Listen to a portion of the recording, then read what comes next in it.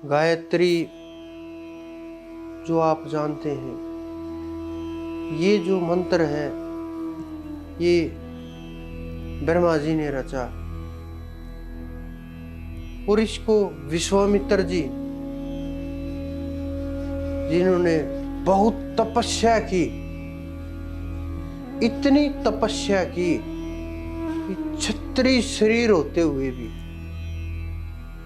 ब्राह्मणत्व को प्राप्त किया, ब्रह्मत्व को प्राप्त किया और उस पद तक पहुंच गए कि विश्वामित्र जी भी देखते रह गए, वहां तक पहुंच गए।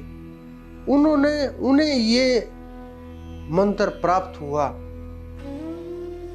इसी को इसका दरहा के ऊपर जो प्रचार प्रसार और मंत्र को लाने वाला विश्वामित्र जी को माना जाता है। इसका वेदों के अंदर भी वर्णन है, यजुर्वेद में भी है। इसका केवल मात्र वेदों में ही वर्णन नहीं है, भगवान श्री कृष्ण के मुख से भी ये सुनने को मिला है। गायत्री छंसा महम कि छंदों में मैं गायत्री हूं। तो कितनी बड़ी बात है ये।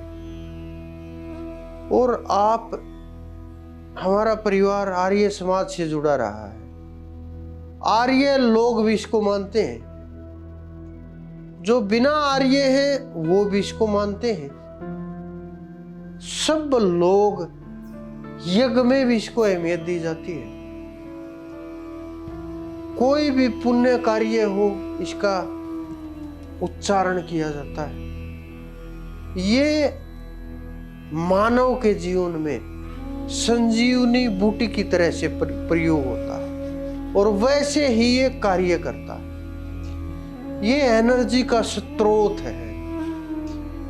जब पितरों को संतुष्ट किया जाता है, पंडित लोग गायत्री का पाठ करते हैं, उससे पितर संतुष्ट हो जाते हैं। जब देवताओं को संतुष्ट किया जाता है, समय गायत्री को गाया जाता है, उसका पाठ किया जाता है। जब ध्यान लगाया जाता है तो गायत्री का पाठ किया जाता है। तो ये कितना महत्वपूर्ण है कि इसके बिना आध्यात्म, वेद, शास्त्र,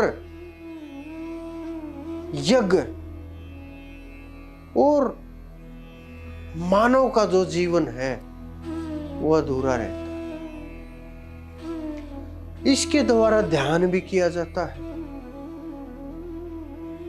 इसको कर्मकांड में भी इस्तेमाल किया जाता है। इसको ध्यान में भी इस्तेमाल किया जाता है, ज्ञान के लिए। इससे जब देवता इतने मजबूत हो जाते हैं, इसको रक्षक के तौर के ऊपर भी इस्तेमाल किया जाता है कि ये हमारी रक्षा करेगा, क्योंकि मंत्रों के अंदर शक्तियां होती हैं, मंत्रों के अंदर ताकत होती है और वो पावर आपके चारों तरफ, आपने देखा, टीवी में देखा होगा कि श्री राम लक्ष्मण लड़ रहे हैं, ऐसे घेरा बन गया, वो एनर्जी का घेरा होता है। ये मंत्रों की ताकत होती है और मंत्रों का अलग अलग प्रभाव होता है। जो ये एनर्जी का घेरा होता है, ये नेगेटिव को आपके अंदर नहीं घुसने देता।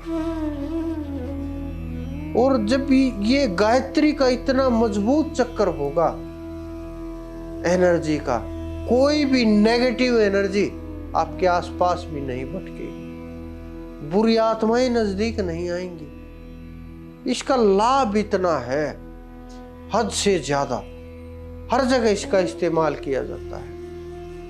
कुछ भी शुभ कार्य कीजिए, अगर किसी को कुछ भी नहीं आता तो मात्र गायत्री का हवन कर देता है।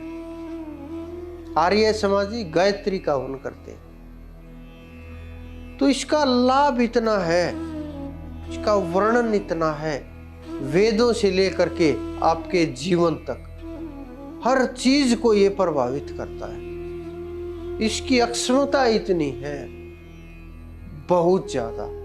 आपकी आत्मा में ये तेज भर देता है। आपकी आत्मा को ये पवित्र कर देता है, आपके शरीर के रोगों को भी ये दूर करता है, आपके परिवार के रोगों को भी दूर करता है। कि आप गायत्री मंत्र का पाठ कीजिए, और बहुत से सिद्ध भी इसका पाठ करते हैं कि इसका पाठ कीजिए और जो एनर्जी तैयार होती है उसको जल के अंदर डालिए और छिड़क दीजिए। उसका प्रभाव गंगा जल की तरह से ही होगा, और वो नेगेटिव जो ऊर्जा जो आपके घर में भर गई थी वो अपने आप ही टूटने लगी, कन्वर्ट होने लगे। जहां आप इसका पाठ शुरू करोगे वहां समय बदलना शुरू हो जाएगा, आपके विचार बदलने शुरू हो जाएंगे, आपके चेहरे के ऊपर नूर आना शुरू हो जाएगा, और सारा सब कुछ अपने आप ऐसे बदलेगा जैसे कोई पकड़ पकड़ करके अपने समय को एडजस्ट, अपने अनुसार समय को डाल रहा है।